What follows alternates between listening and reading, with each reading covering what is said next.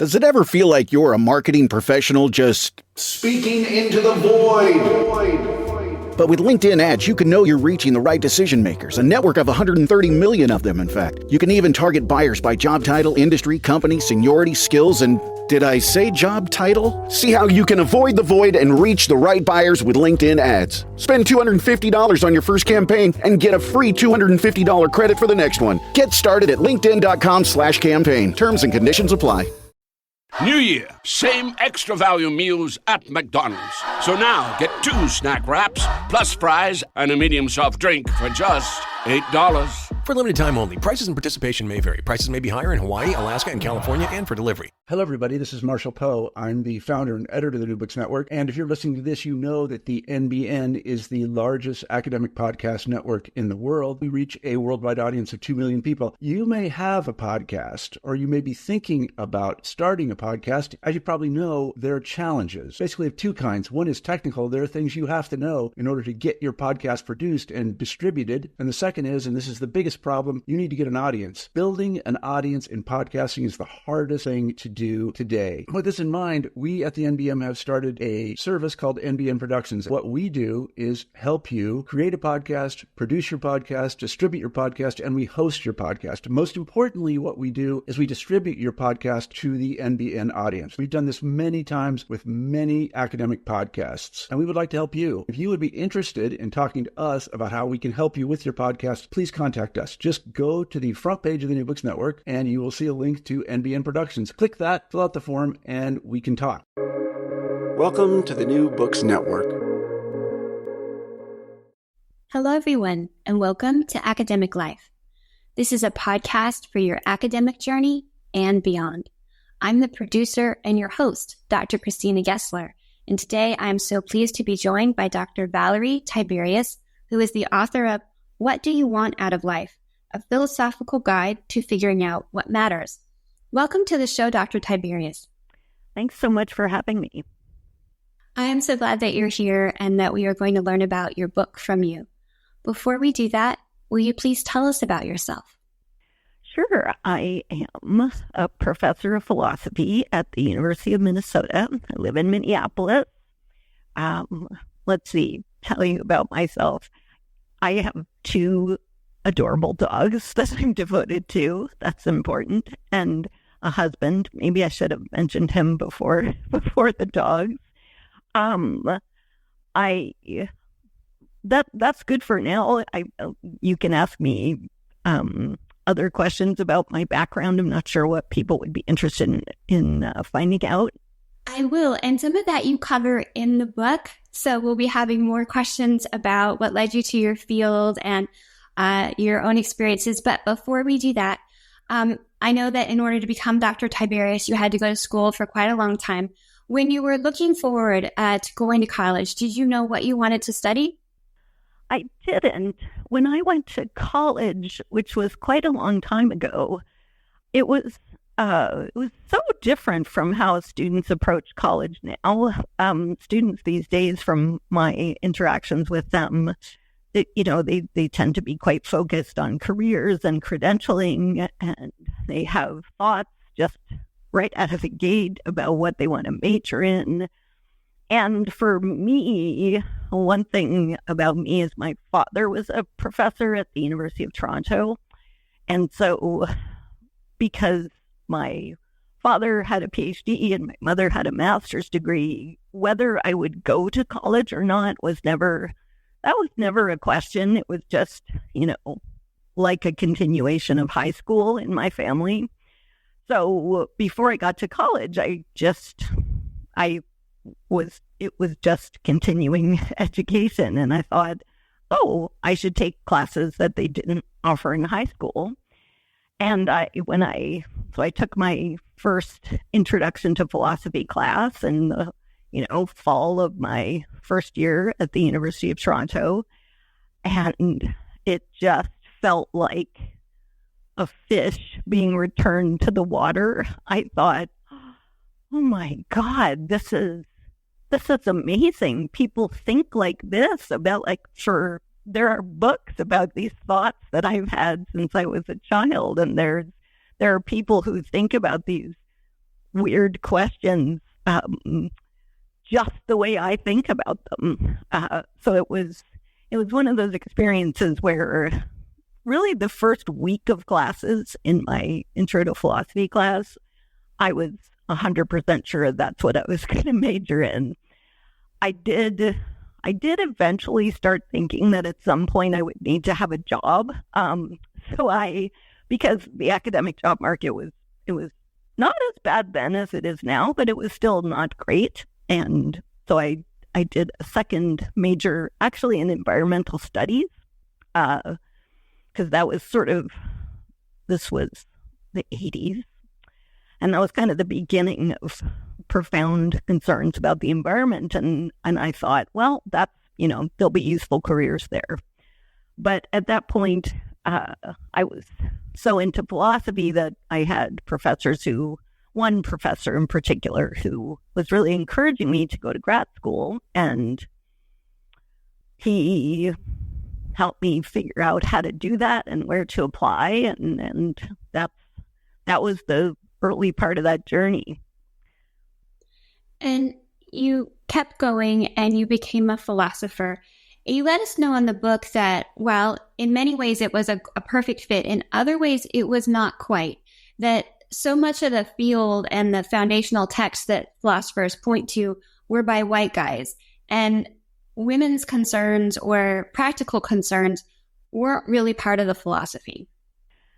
Right. That my origin story is a little bit whitewashed. I've glossed over some of the conflicts that I had along the way.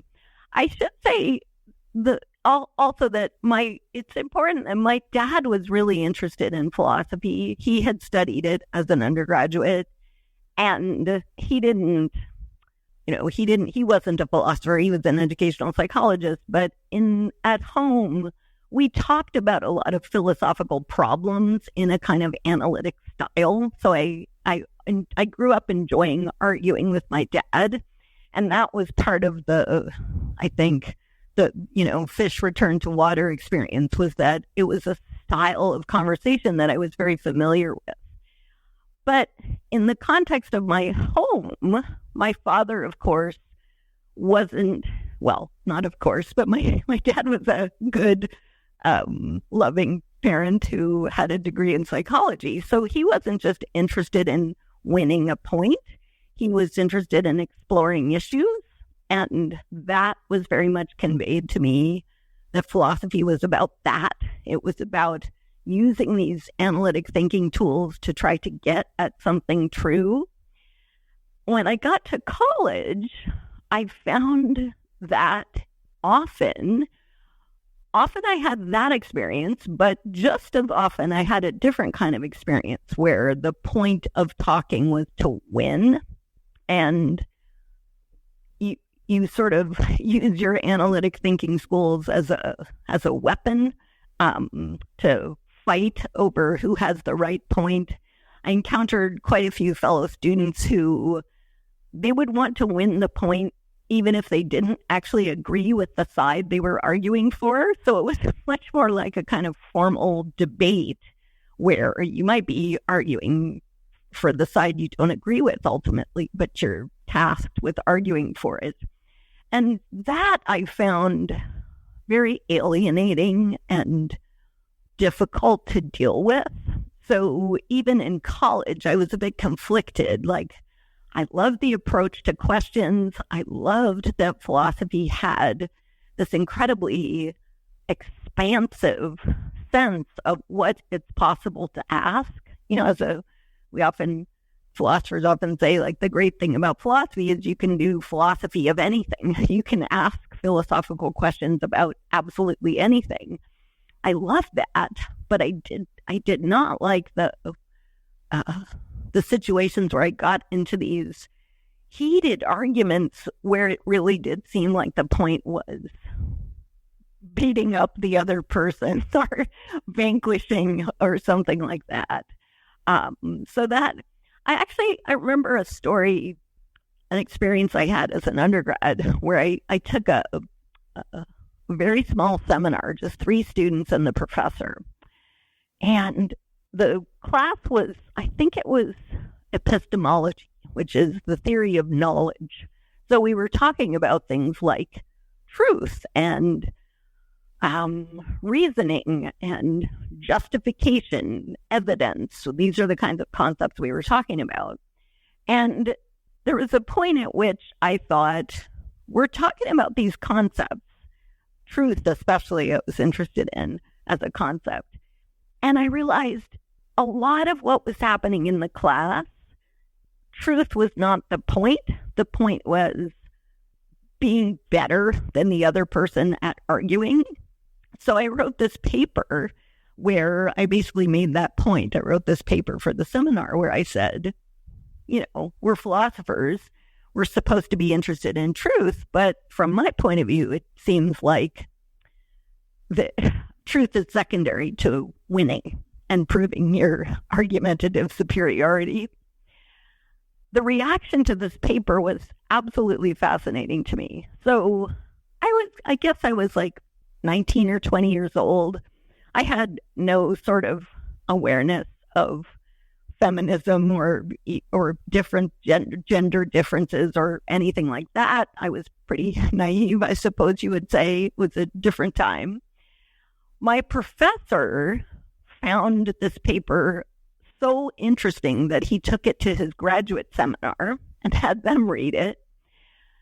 My two fellow students, who were both very argumentative young men, they did not know what to do with it. And their reaction was kind of to say, "Oh, Valerie, we're so sorry we're making you feel bad with our aggression. Why don't you just tell us what you think?" So I suddenly felt like, okay, that's not what I meant. That's not what I wanted. I felt very much like, not by my professor, but by the two students, that they sort of put me on a pedestal and reacted by saying, "Oh, you can't handle our aggressive argumentative style, so we're just going to leave you alone and let you talk by yourself, and we'll just sit here passively and listen."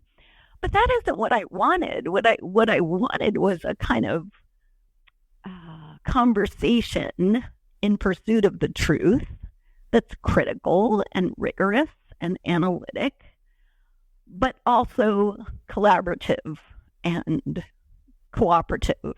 And that sort of tension between the kind of mean argumentative style where the point is winning and that more collaborative style where the point is finding out something interesting and trying to get to the truth together, that conflict has followed me throughout my career. I actually feel like recently philosophy has gotten better.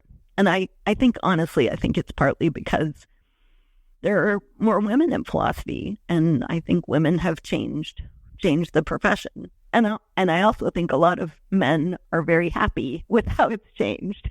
Not all of them, but I think many of them are.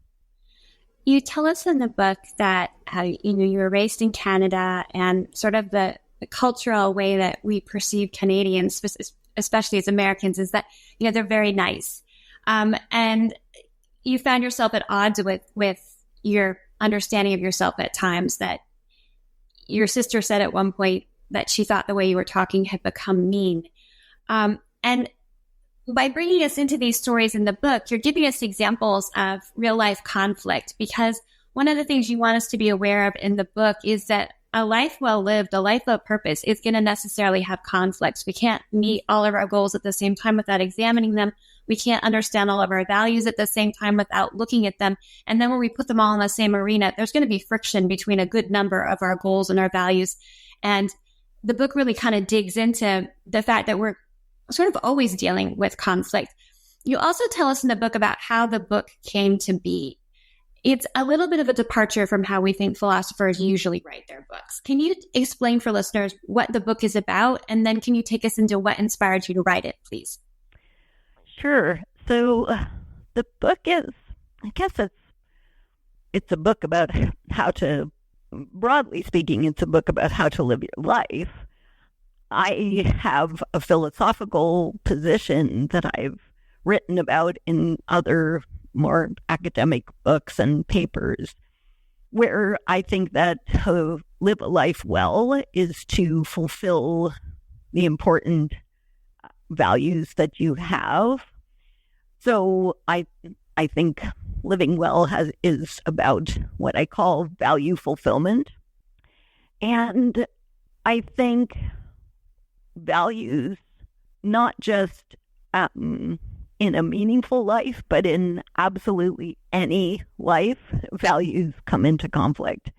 Even if it's a kind of minimal conflict where it's just that, you value success in your career and you value your relationship with your family, and you don't have enough time to be the perfect mother and also the perfect employee.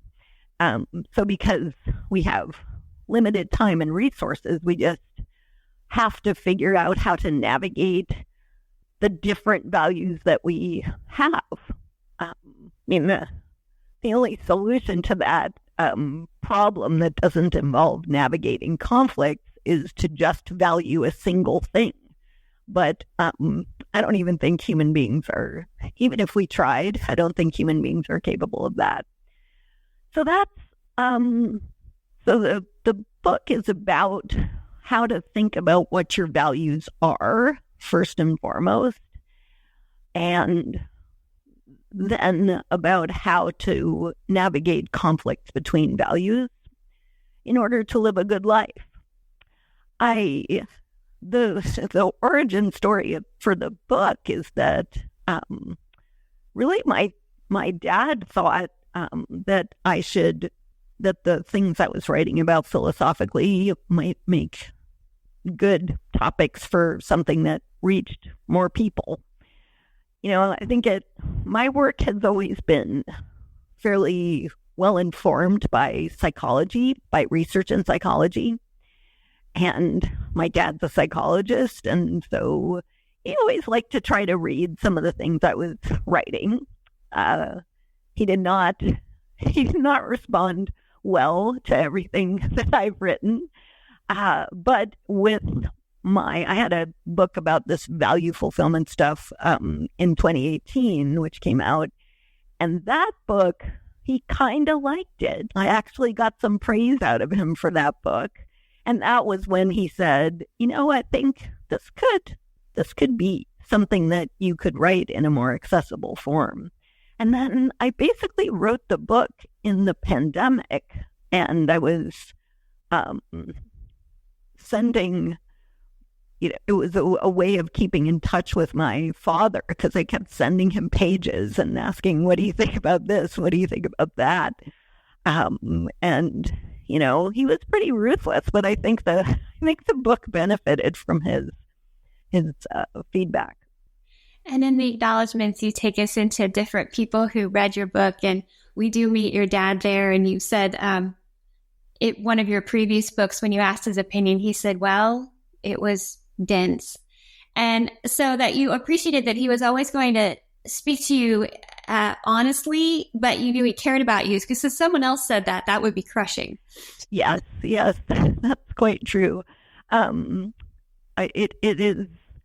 I also have the, decades of context that one of my father's favorite pastimes is complaining. So I think that helped me. I also know that he loves and supports me. You're right, that comment coming from a professor would have been pretty devastating.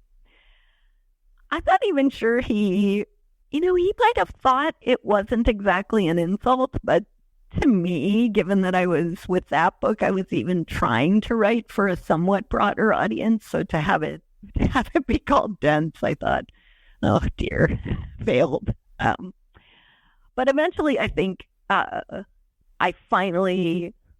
It actually, the process of learning how to write something for a non-specialist audience is so hard. You might think to yourself, I think students have the view that the hard thing is to write academic work, like writing an academic paper or a philosophy book. My goodness, how difficult. But once you have, you've got decades of practice and 7 years of grad school training you to do that, if you're an academic, you never get trained to write for a larger audience.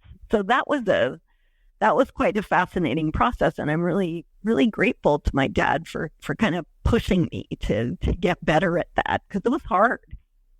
And for listeners who want to know more about what it's like for a book to get made, the acknowledgments names so many people who are crucial for the entire process of getting it from idea to manuscript to a book in your hands. And I really appreciated how you peeled back the curtain by thanking so many people and naming what they did. You jump right into the book by taking us to, your life and how you decided to lay out what was going to be in the book. And you also tell us on page 162, you did not think you were going to write a book about sexism. How did sexism come to inform your thoughts about this topic? Yeah, I think largely because of that conflict we were talking about before. Well, two sources. I think one was that conflict between my love for doing philosophy, like for the what I see as the core of philosophy, and my experience with actual philosophers and philosophy students who just wanted to win the argument. And at the time I was going to grad school, that kind of culture of nastiness in philosophy was under the microscope. And the people who were putting it under the microscope and asking questions about, do we have to do philosophy this way? Do we really have to be so mean? The people who were asking those questions were women and feminist philosophers. So that's one source. As I was thinking, I want to write a book that reaches a broader audience, I was thinking about the books that exist. And there just weren't any written by women. And I had read some stuff about, I was reading some stuff about middle age crisis, trying to live a good life as you age. And the narrative was always about, I thought I was going to be this great man, and now I'm not. What do I do with that? And it really struck me that, I had a very supportive upbringing. I think my parents, I'm sure at some point told me I could be whatever I wanted to be. But I didn't ever get that message in particular that I was going to be some great hero or the best in this field. It just didn't, that message it wasn't the message I got growing up from the culture. So I thought, in fact, very few people are going to be the best at anything. There's only one of each of those.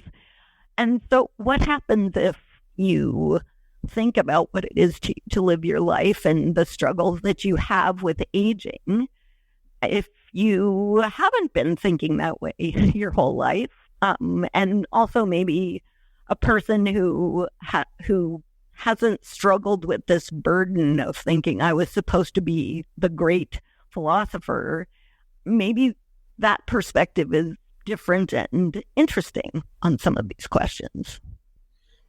Are you really buying a car online on AutoTrader right now? Really? At a playground? Yeah, really. Look at these listings from dealers. Wow, your search can really get that specific. Really? And you just put in your info and boom, car's in your budget.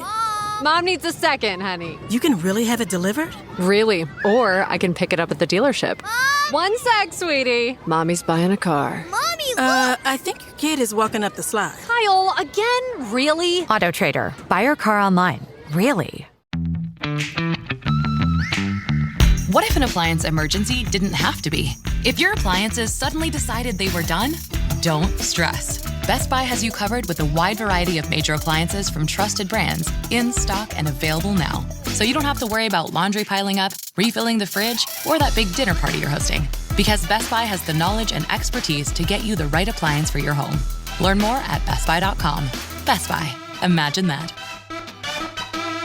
Ahora cuando entras a Burlington encuentras ofertas sobre ofertas durante nuestro evento de liquidación de invierno. ¡Wow! Eso es energía de protagonista. Encuentra muchísimas rebajas de hasta 70% de descuento en los precios de otras tiendas en artículos de liquidación. Porque en Burlington, las ofertas no son lo único que llama la atención. Ahorra en nuestro evento de liquidación de invierno ahora. Con estos ahorros, ¿para qué comprar en otro lugar? Burlington marcas, rebajas, wow. Los estilos y la selección varían por tienda. You also take us into where you were in your own life when you were writing the book, and you had this revelation, I think. And what I appreciate is that you said the quiet part out loud, which is you don't reach a magic age when everything sorts itself out. And you talk about how the book was motivated by a desire to understand how we should think through our choices, goals, and values in the face of continual change.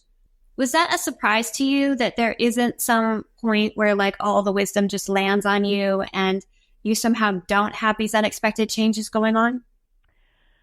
It was a surprise. I started to get surprised by that in my 30s. Like I think I thought when I turned 30, this is okay. I'm truly a grown up.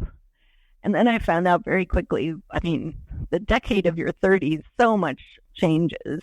So I thought, okay, I missed the boat on that one, but surely in my 40s, I'm going to have my stuff together.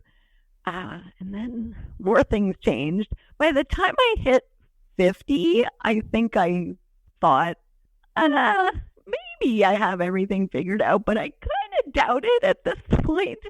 So it was, I'm currently in my 50s. We'll see what happens in the next decade. So it was definitely a surprise early on, and it's becoming less surprising the older I get.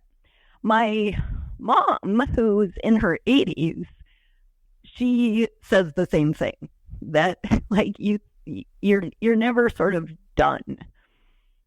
Maybe there are some people who have that experience of getting older and feeling like, okay, done and dusted, I've got this all figured out. But I've heard, my mom in her 80s and other people I've heard actually on podcasts recently who've said that who've expressed the same kind of surprise that things keep changing.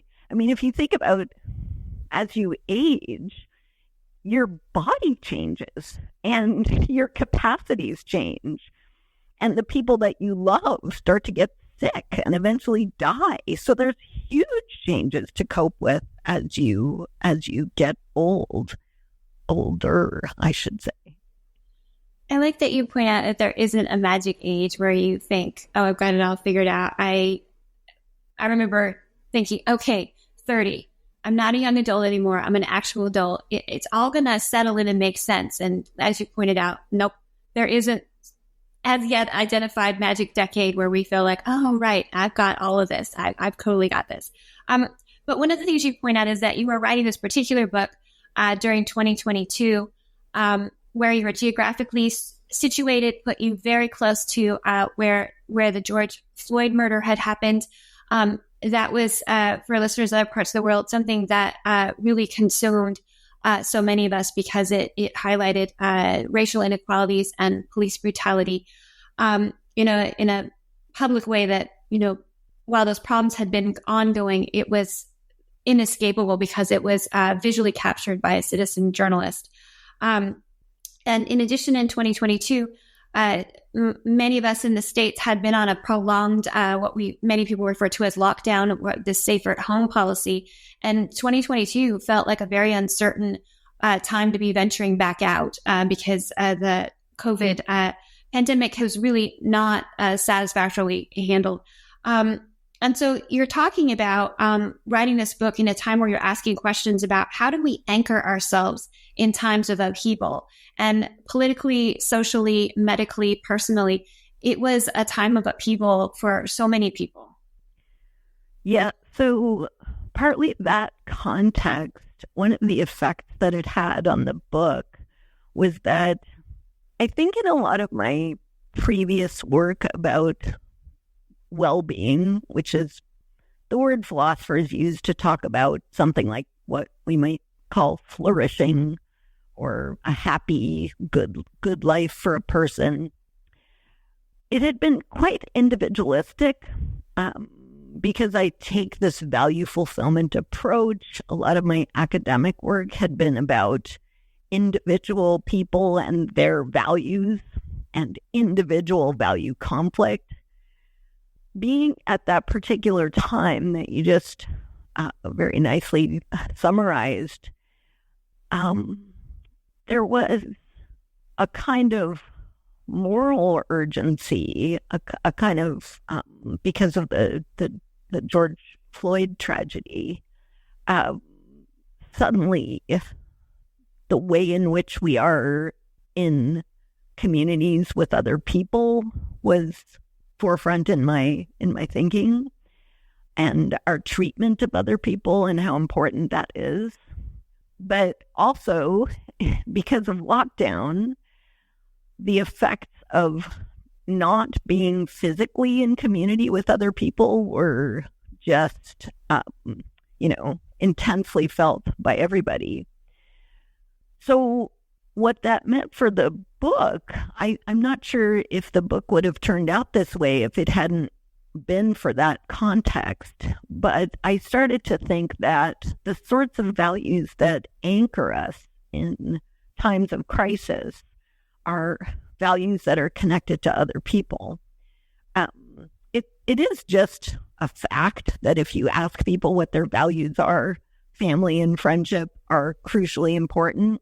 And for many people, specific communities also, like church communities or synagogue or religious communities.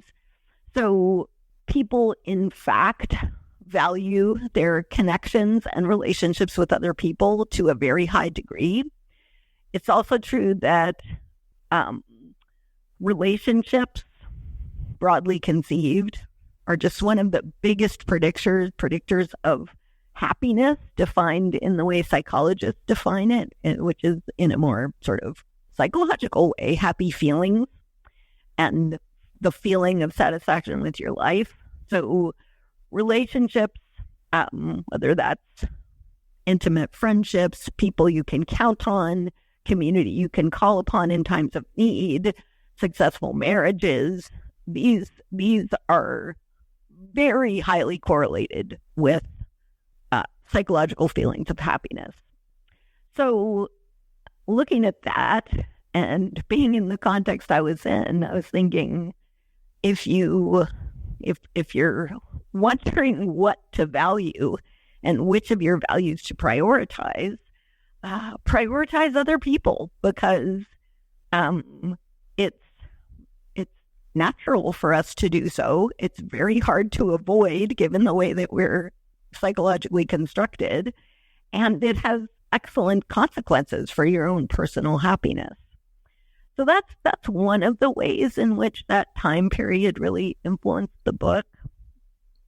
You have a section in the book that's situated right between the preface and when we get into the meat of the book, which begins on chapter 1, and it's called The Roadmap. And the roadmap is really a helpful guide for people who haven't read much philosophy. And it's also a helpful guide for making a readable public-facing book. But one of the quiet parts you say out loud there is philosophy can be hard to read. I appreciate you saying that quiet part out loud because there's often an expectation that if you just read enough, you'll start to get the gist of it. And as I shared off air, I took one philosophy class in college and I did not. Yeah, I really like this phrase, saying the quiet part out loud. I have to remember that and maybe use that in my teaching. So this is part of the reason it was so difficult to learn to write for a broader audience is the way, there's a lot of different angles to this, but well, maybe I'll start here. I have a colleague who refers to this way of writing philosophy as the philosopher's crouch. So when you write philosophy, professional philosophy, you're in the philosopher's crouch, which means, and this goes back to what we were talking about earlier, you're on the lookout for any attack you could get on your argument. So you're in a defensive posture and you state your claim in such a way that it minimizes the chance of attack. And what does that mean? Well, it means you're going to qualify the crap out of it so that it's barely recognizable as a thesis. And then you're going to make your argument, but again, you're going to constantly qualify and allude to possible objections and anticipate reactions. And if you're not used to that, it just seems kind of insane. Like, why is this person talking about what some other person might react, how they might react to what she's, it gets so convoluted. It's really confusing for students, I've found, because I have to work really hard to communicate to them. When you're reading philosophy, what this author says is not always what they are saying, because they're often speaking as if they were objecting to their own argument. So I have to you've got to look at the context. Is this the argument they're making? Or is this the author anticipating an attack? And it's really hard for students to follow that. But I think that's what makes philosophy so hard to read. But it's also what makes it hard for a philosopher who's been trained to write that way to suddenly write in a different way. To realize, okay, I just have to write things. Just say what I mean and not be constantly anticipating the attack.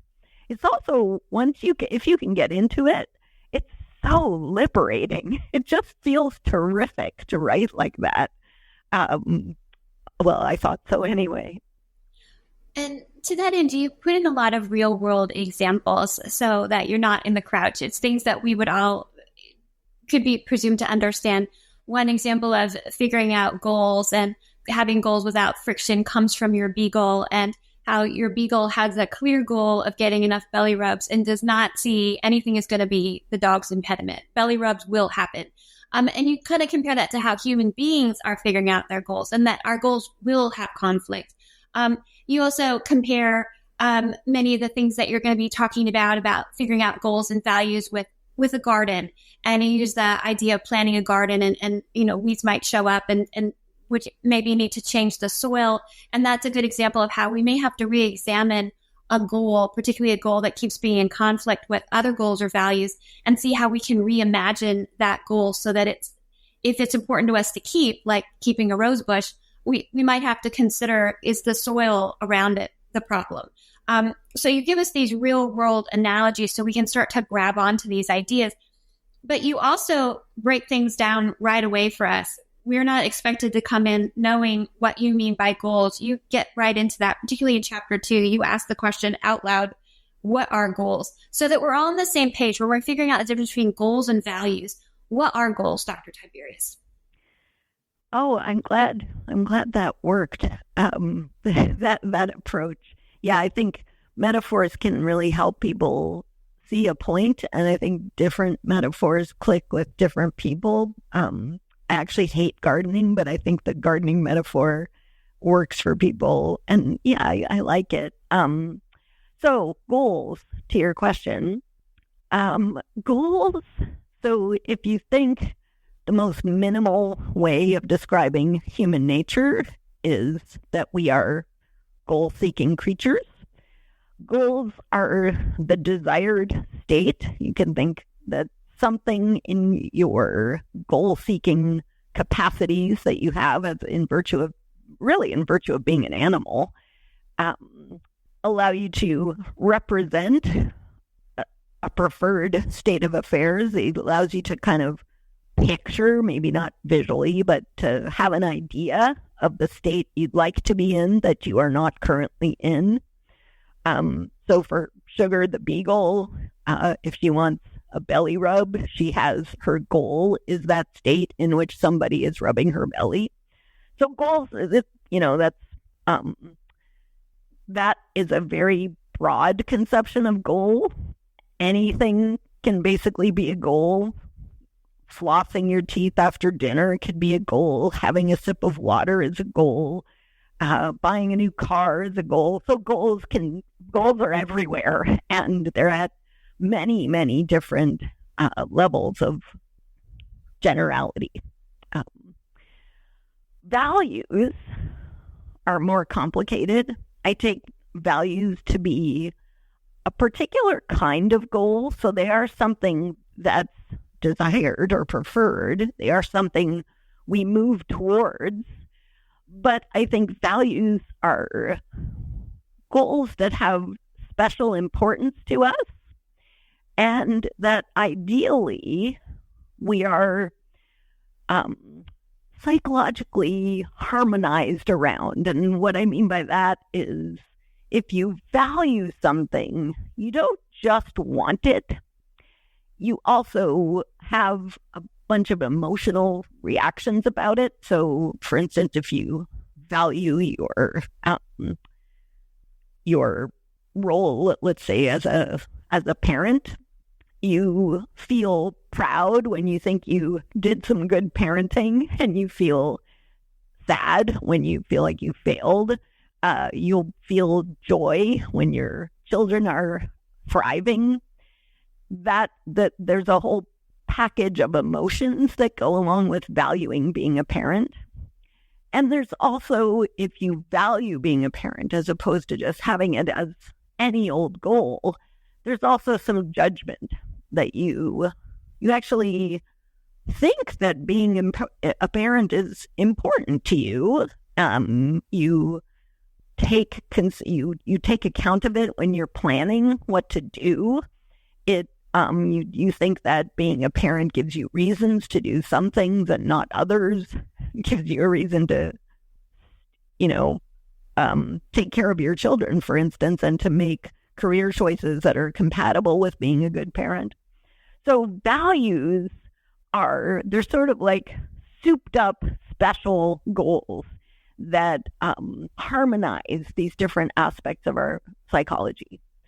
Did that make sense? With kind of the value, that stuff gets a little technical, I think. Live CBS Sunday. Hollywood's biggest party is now bigger than ever. Perfect. No notes. The Golden Globes, with more stars, more glamour, more chaos, and more host Nikki Glazer. We're gonna laugh at the celebrities that can take it and completely ignore the ones who can't. I'm just kidding. They're not safe either. The Golden Globes, live CBS Sunday, 8 Eastern, 5 Pacific, and streaming on Paramount+. TaxAct knows filing taxes can be confusing, so we have live experts on hand who can help answer any questions you may have. Questions like, can I claim my SUV as my home office if I answer work emails in my car? If I adopted 12 dogs this year, can I list them as dependents? And am I doing this right, or am I doing this very, very wrong? Our experts have the answers to those questions and many others. TaxAct. Let's get them over with. Well, you explained to us in the book that most people have values, but it's pretty common not to really have interrogated them or know what they are. And in chapter 3, you bring us into this example from Pride and Prejudice, where we have this character who's sure she knows what she values. And she kind of has a mild existential crisis as it occurs to her that she didn't. So you use that story from Pride and Prejudice to illustrate for us that we all are walking around with values, but we might have unexamined values, and we might have values that aren't serving us. Can you take us into that example from Pride and Prejudice? Because I think it really illustrates where we are in the conversation.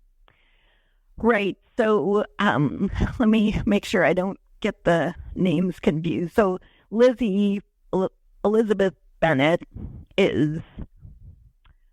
she thinks that she hates Mr. Darcy. And there's a point at which she realizes that she actually loves him. I think what's happening with Lizzie is that some of her psychology is pulling her towards Darcy, just kind of oversimplifying it a bit here to explain, pulling her towards Darcy as a goal, and other aspects of her psychology are pushing away from him. So I think she's physically attracted to him, especially if he's played by Colin Firth, as he is in the BBC production. She is really attracted by his intellect and the conversations that she has with him. So she's got some emotional reaction to him, but she also has other emotions that come from the way he treated her family and the snobbish behavior he's had, that she has a certain reluctance, that an emotional reluctance from that. She also has a bunch of judgments that are conflicted on both sides. She can rationally see that he would be a very good match. He's very wealthy. And she can also rationally see that he has treated her poorly at times and that he's a snob. So she's got this, she has conflicting goals here. She's both drawn to him and repelled by him. And what she ultimately does is she moves into a more harmonized psychological state, more integrated, where the reluctance that she felt initially, she kind of reinterprets as, well, maybe a sort of early unfair reaction, not based on enough information. She kind of got it wrong. And also maybe he's changed a bit. So she comes to realize that she loves him, even though at first she thought she hated him. I mean, I think part of it is that the emotions that she has attracting her to Darcy during the early period where she's telling herself she hates him, those emotions she's not really owning. She's not very aware of them. So she's at some level, kind of subconsciously, really, she finds that his company very compelling, and she's excited by the conversation, and she actually kind of is excited when he's around. But she has not let herself admit that she has those emotions, so they're kind of blocked off.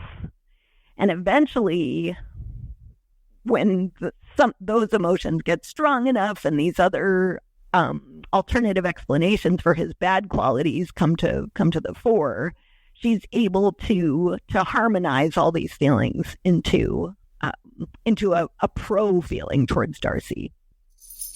And you let us know in the book that it's normal for all people to have what you call hidden goals and hidden values.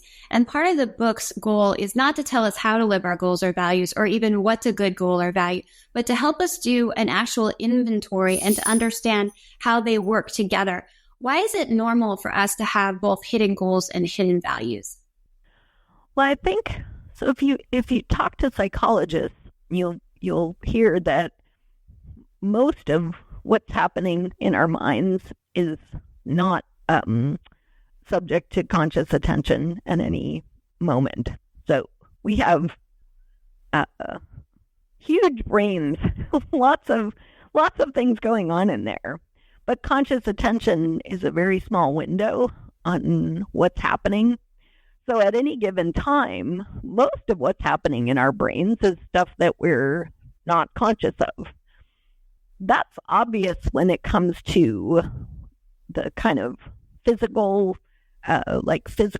behaviors and automatic behaviors that our brains participate in. So lots of things that we do automatically that the brain plays a role in those things, but we're not at all conscious of it.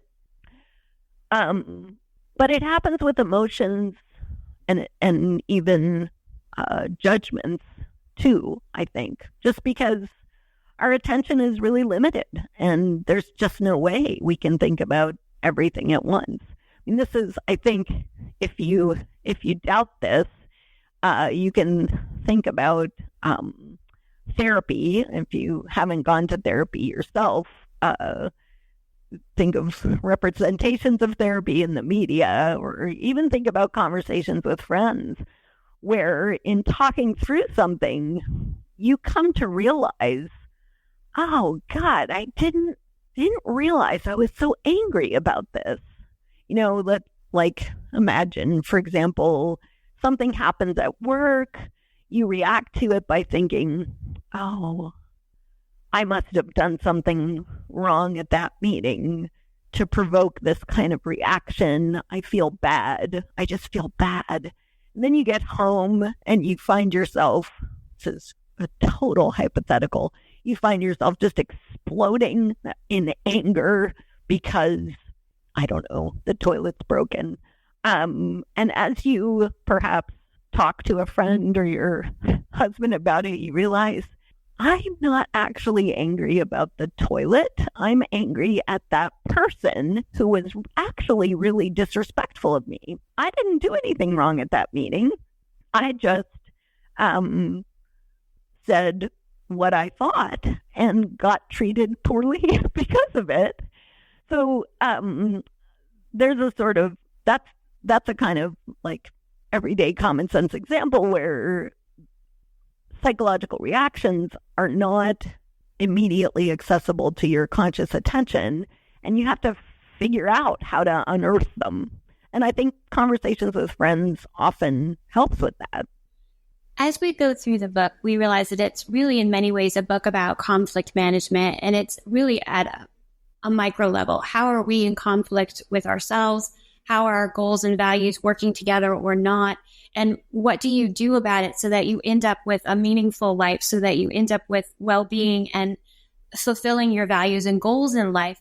And so part of it is uncovering these unconscious or hidden values, these unconscious or hidden beliefs, but also looking at things like internalized oppression. You take us through in a later section of the book some philosophers that you looked at, and writers, and you named James Baldwin and a host of people, and you thank them for really naming this internalized oppression and how it acts on us, against us.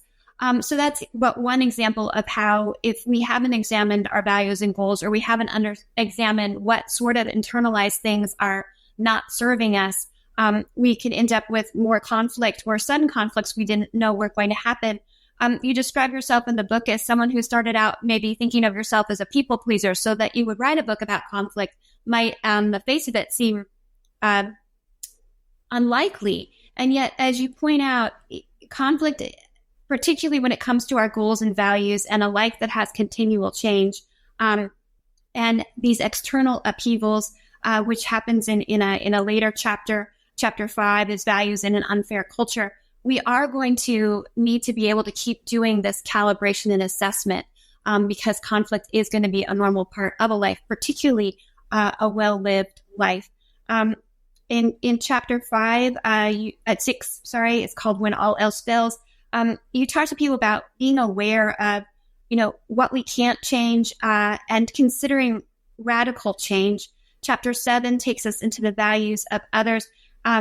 Chapter 8 is called Fulfilling Our Values Morally. And this is where we get into social relationships. And it's clear in the book that your social relationships are really important to you. The book is dedicated to your sisters. We meet much of your family in the acknowledgments.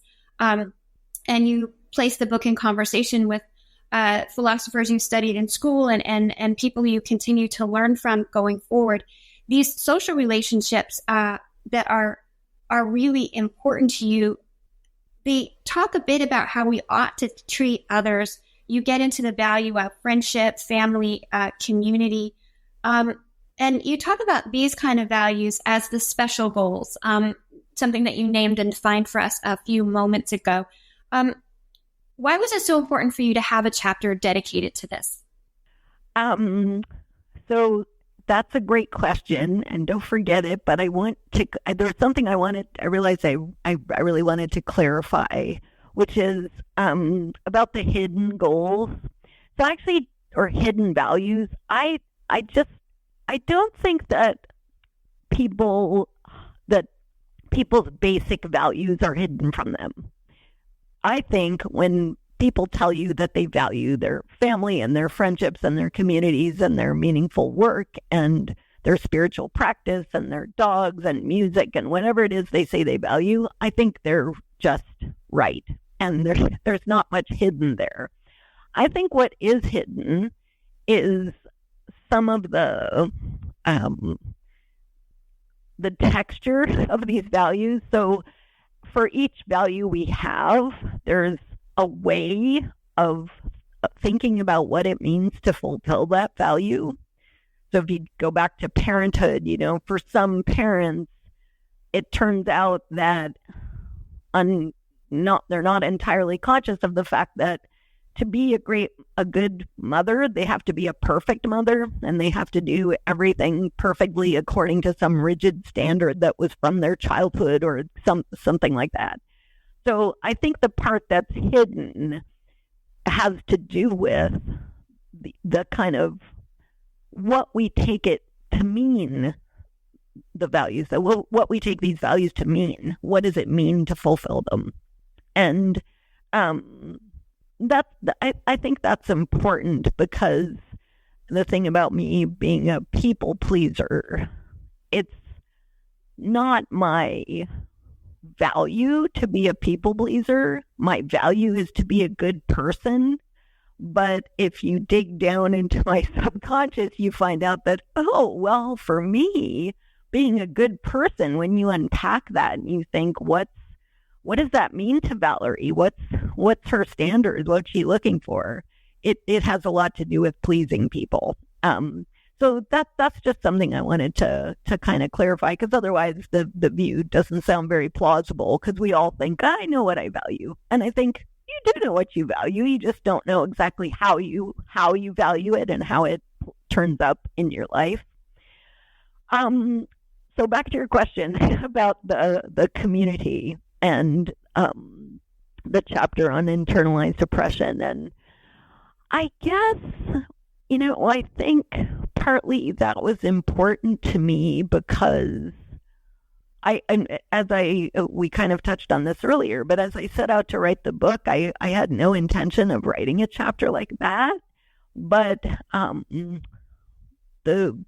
everything that happened that year, including George Floyd's murder, and my own, as I wrote the book, my own sort of realization of how much the gender dynamics in philosophy had made my life difficult, the more I thought it was important to actually say something about that. Does that get to your question? It does. And the second half of it was about the deep importance you put on social relationships and family and how that affects our goals and values. Right. And that does have to do with the fact that if you're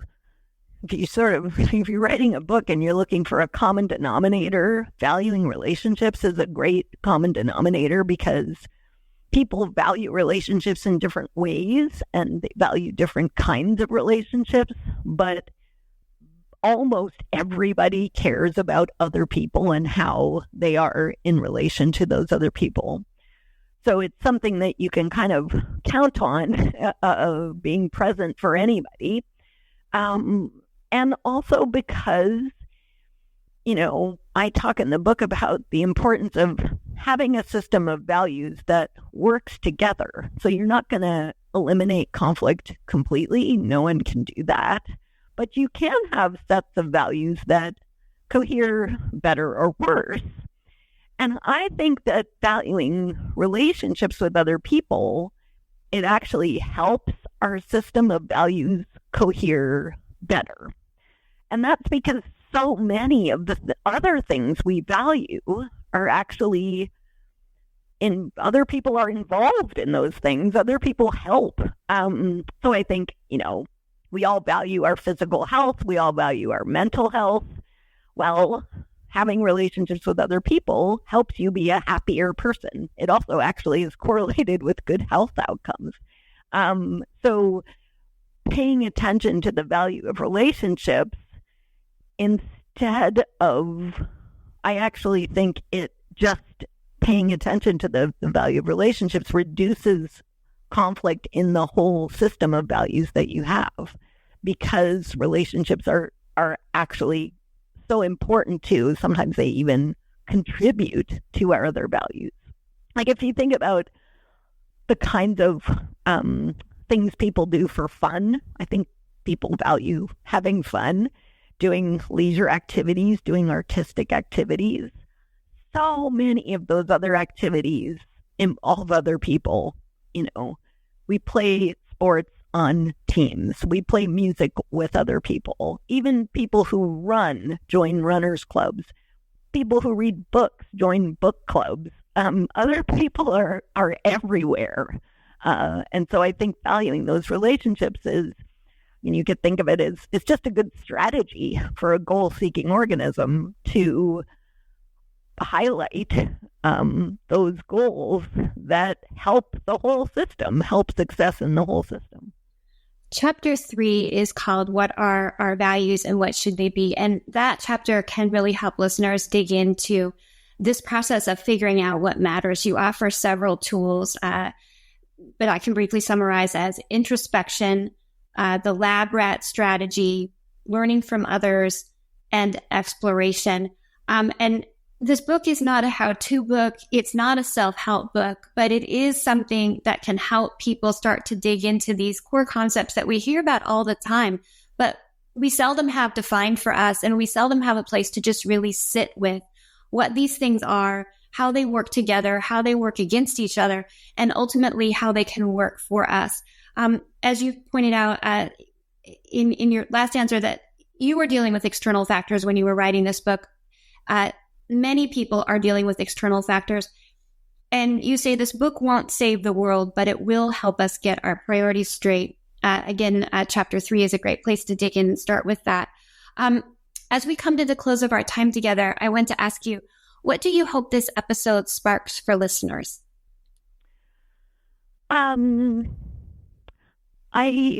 At this current moment, so I'm actually, my new project, I just finished writing a book about AI and friendship with chatbots, that sort of thing. And so I'm kind of obsessed right now with the concern that people will lose touch with or temporarily forget the importance of human relationships. Chatbots are very alluring. They're always there. They don't judge you. They're always supportive, but they're not people. And given, a lot of this, given the kinds of questions you had, a lot of this came up in our conversation, but I think relationships with other human beings are extremely valuable for us.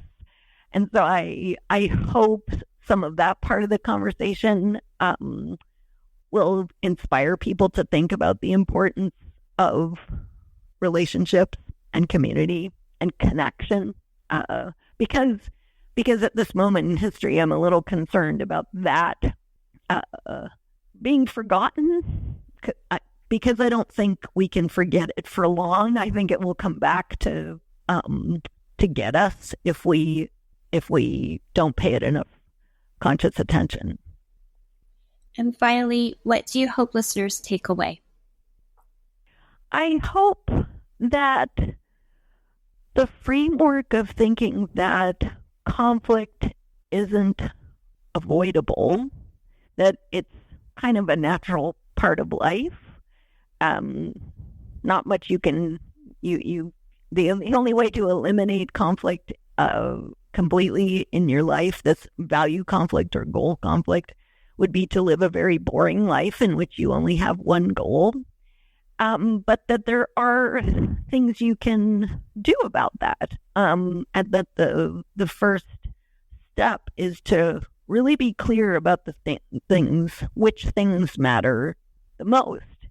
So that when you're trying to navigate conflicts and you're trying to reduce their effect on your life, you don't sacrifice the important stuff for the trivial stuff. Thank you so much for being here today, Dr. Valerie Tiberius, and sharing from your book, What Do You Want Out of Life? A Philosophical Guide to Figuring Out What Matters. I'm Dr. Christina Gessler. You're listening to The Academic Life. Please join us again.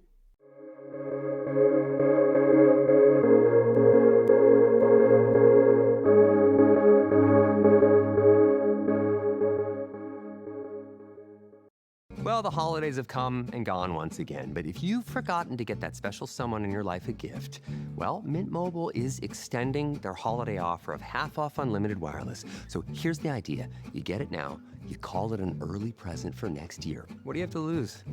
Give it a try at mintmobile.com/switch.